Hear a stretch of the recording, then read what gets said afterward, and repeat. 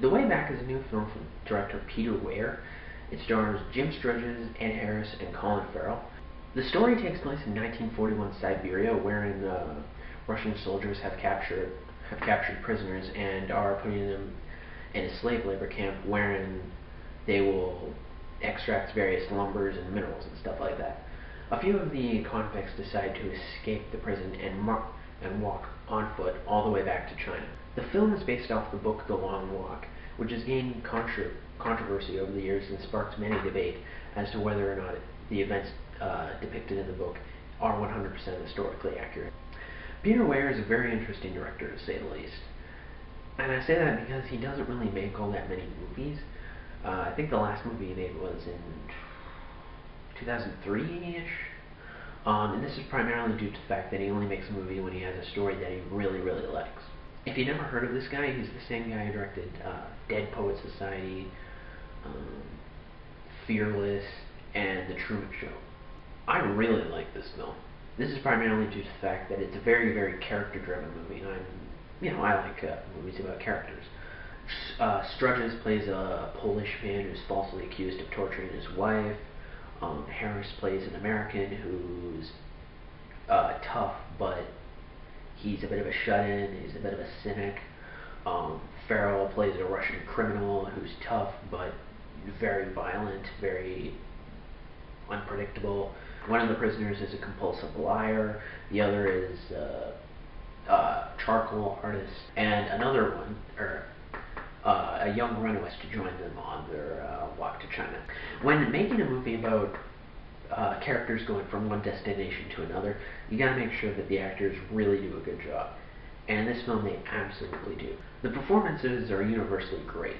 However, if I had to pick one, one really, really great performance, it would definitely be Colin Farrell. This is probably the best performance I've seen Colin Farrell do in quite a while. Actually, probably his best performance.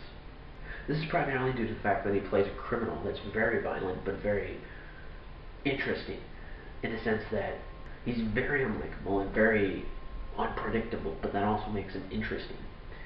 Sort of a lesser of two evils, but easily the show stealer in this movie is the gorgeous cinematography, and my god, it is good. This is primarily due to the fact that the film is backed by National Geographic and really takes advantage of the situation. I think it's important to remember that although I usually say that visuals and pretty things to look at aren't that important, in this one it is. It's not really about having them look pretty for the sake of looking pretty. It's more about visual language. I heard a couple of complaints about this movie that it's disorienting in the sense that you don't know how much time has passed. And that's primarily due to the fact that it has a tendency to condense events.